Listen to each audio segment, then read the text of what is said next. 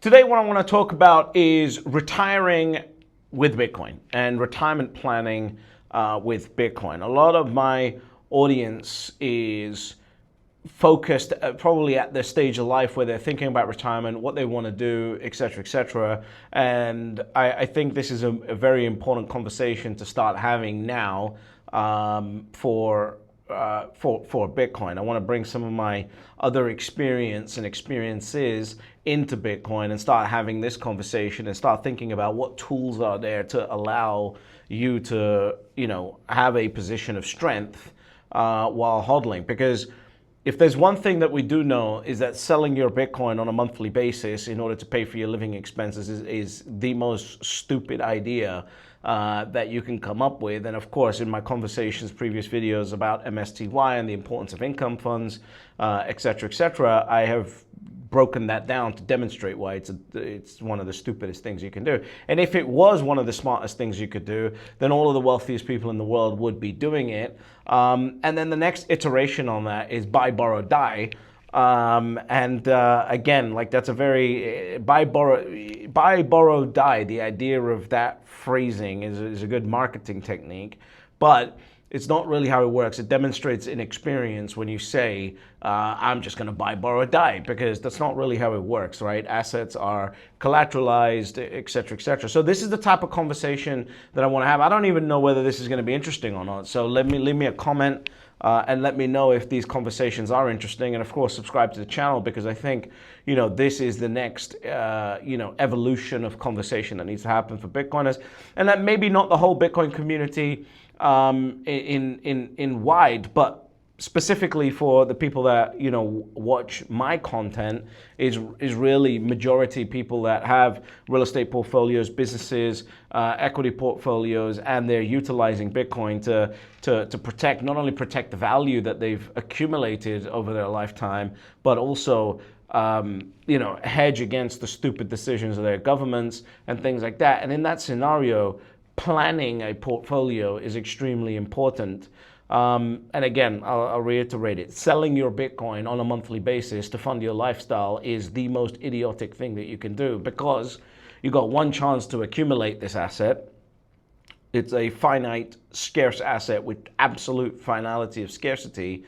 And the worst thing you want to do is sell it to live on it, right? I think that's extremely stupid. Firstly, depending on your tax setup, you're going to be liable for taxes every time you sell it.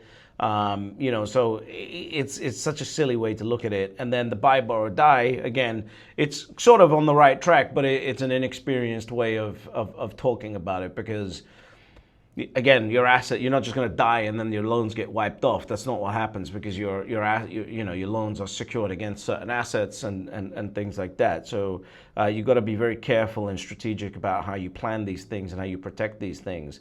But the good thing about, one thing I do want to mention, and I think it's very important for everybody to start thinking about, if you have a reasonable amount of wealth. If you don't, let's just face it, you're going to be working, right? I'm certainly not going to be here telling you that 0.1 Bitcoin is going to be enough for you to stop working. It's just not going to be the reality of the situation.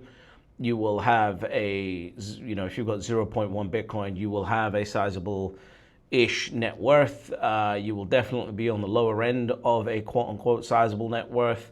And if Bitcoin goes to $10 million, you will have $1 million net worth when that happens. I don't know what that world looks like. I don't know what the costs are in that world. $1 million net worth isn't much today in 2025. I don't know what it's going to be whenever Bitcoin gets to $10 million and you've got 0.1 Bitcoin. Congratulations for doing that. But, at the end of the day, I've been shouting about getting to one Bitcoin for a reason, right? So, from a retirement perspective, one of the best scenes that I like in a movie is a scene from The Gambler, when Mark Wahlberg's character is basically looking to borrow money from the shady guy, and the shady guy turns around and says, the best decisions, something along the lines of the best decisions are made from a position of fuck you, right? And that's basically where your bases are covered. You're taken care of, and then anything you want to do past that is really not coming from a position of any kind of desperation, right? And you want to remove that from your life. You want to remove the desperation from your life. and then you can start doing things and taking actions in certain ways based on what you want to do rather than what you have to do, right? And I'm in that lucky position and blessed position. I worked hard for it, but I do believe in luck. And I would much rather be lucky than a hard worker any day. Just give me the luck. I'll take the luck. But you know, I'm in a position where if I think about it, right? If I was in a high tax jurisdiction running a business, the income that I receive passively from my portfolio basically would equal a business turning over roughly, I don't know, $2 million a year. And so basically what I have is a portfolio with a tiny portion of it focused on income, and that income that's being derived because of the volatility engine of Bitcoin is basically giving me an income as if, you know, it would be a net profit on a business that was making, I don't know, maybe even more, like $2.4 million a year. I would have to have a business making that in order to make the net of that, and then I would have to deal with, you know, the failure rates of having your own business. And so that's the position I'm in. So I don't have to basically ever work again if I don't want to, right? I choose to do that. And that's one of the reasons when I started this channel was because, you know, the commitment I made was if I don't take a sponsor, if I don't have anyone tell me what to do. And by the way, the amount of conversations I've had with, you know, quote unquote Bitcoin companies and pro Bitcoin people, and the amount of things that they want me to not say, right, or how they don't want me to speak is ridiculous. You would think I was dealing with just, you know, left-leaning organizations at that point. So anyway, I love the fact that I don't answer to anyone. I don't have monetization turned on YouTube. All of my Twitter revenue gets donated to British Special Forces charity called the Clock Tower Foundation. Like, I made a commitment that if I wanted to, I could make a video every single day for 8 years without taking a single penny, right? So that's been my position, and partly the reason it's been my position is because I understand how income generation works, and not just from a rat race perspective, right? Most people's perspective on income generation comes from a rat race perspective, whereas with Bitcoin, you can right now, let's say you got a $2 million. Let's say you got a $10 million portfolio, right? You want to take $2 million. You don't want to go into something like MSTY because you either don't understand it, or you know the volatility is too high, or you just want to protect the principal. Well, you can now go ahead and put that. Let's say you take 20%, right? You could take 20% and put it into something like STRC, which is what MSTR has put out, and that 20%, so $2 million into STRC, is going to give you, now they've upped the dividend a couple of days ago, 10% a year. So now you've got an income of $200,000 net per year with nothing, right? That's basically what? A top 5% income in the United States of America? $10 million net worth, top 5% income. And you know, you got $8 million of your wealth that's growing at an immense pace, and the other $2 million. I mean, I don't know whether I would use STRC unless we were in like some kind of bear market. But you know, you got STRK, for example. There's all these other products that are now out there from a fixed income perspective to allow you to do this. Now, what's the one thing that you need to be able to do this? You need a sizable net worth, right? So again, I'm going to reiterate again, if you haven't got a sizable amount of net worth, like, you're not retiring. It's as simple as that. That's why, you know, I spend so much time saying you got to accumulate as much Bitcoin as possible in order to get the uplift benefit of that. But I'm talking really to people here who have done the work, accumulated the Bitcoin, or have other assets, and then, you know, leverage those assets to accumulate that Bitcoin. Now, here's a smarter way to do this, right? Here's the type of things that you can start thinking about. Let's say, you know, let's say the cycle is, this coming cycle is exactly as previous cycles, which is we're going to see some kind of blow off top, and then we're going to go into a 2 or 3 year bear cycle.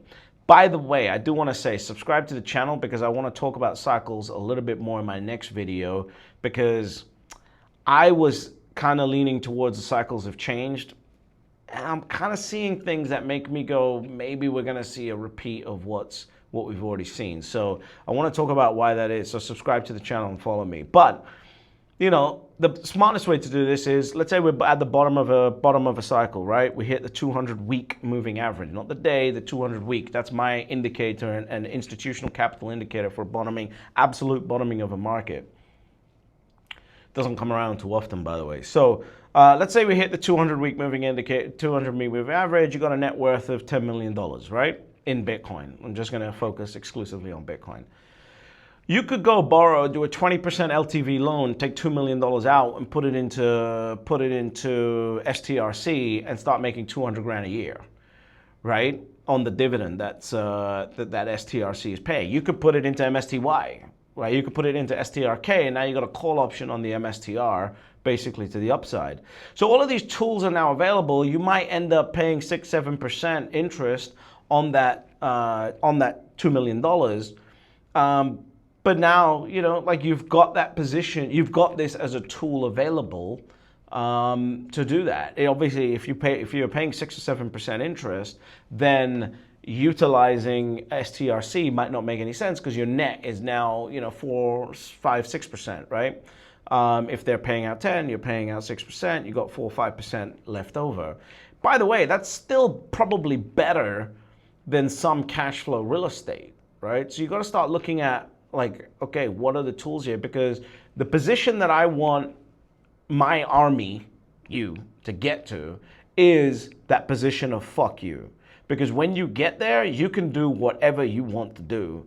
And you can hold your Bitcoin and hodl your Bitcoin as long as you want to hodl it. No one's ever going to force you out of a particular position. And that is how the wealthy actually do it. The wealthy don't just have no cash flow, right? Cash flow is extremely important. And there's multiple different ways to generate cash flow. The buy, borrow, die approach kind of makes, so basically the buy, borrow, die approach is I'm going to build enough equity that I'm going to borrow, 10% or 20% against my position. Let's say I got $10 million. I'm going to borrow $2 million against it. And then by the time the loan comes up for a term, hopefully Bitcoin's sitting at $16 million and I can refi the loan. Kind of makes sense. It's fine, nothing wrong with that strategy, but you've got to be aware that at the end of the day, what if Bitcoin doesn't CAGR that much, right? Like you've got to start thinking about, okay, buy, borrow, die makes sense, but if it needs to CAGR a certain amount and you've got to have the loan terms in place in order to do that.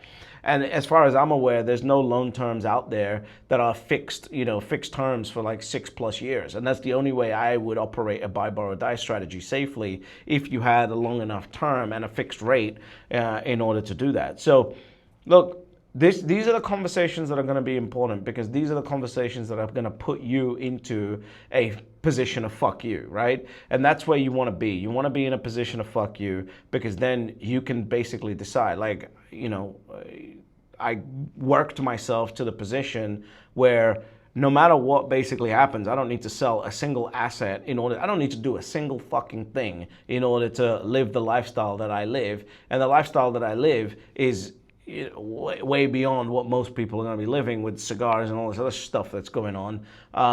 But that's what I wanted to work myself there too. And again, I can do that with basically 7% of my portfolio in it. And my other businesses and stuff that I have, cash flow comes in and gets funneled straight into the investments. So this is the type of thing that, and the position that I want to have more and more people in.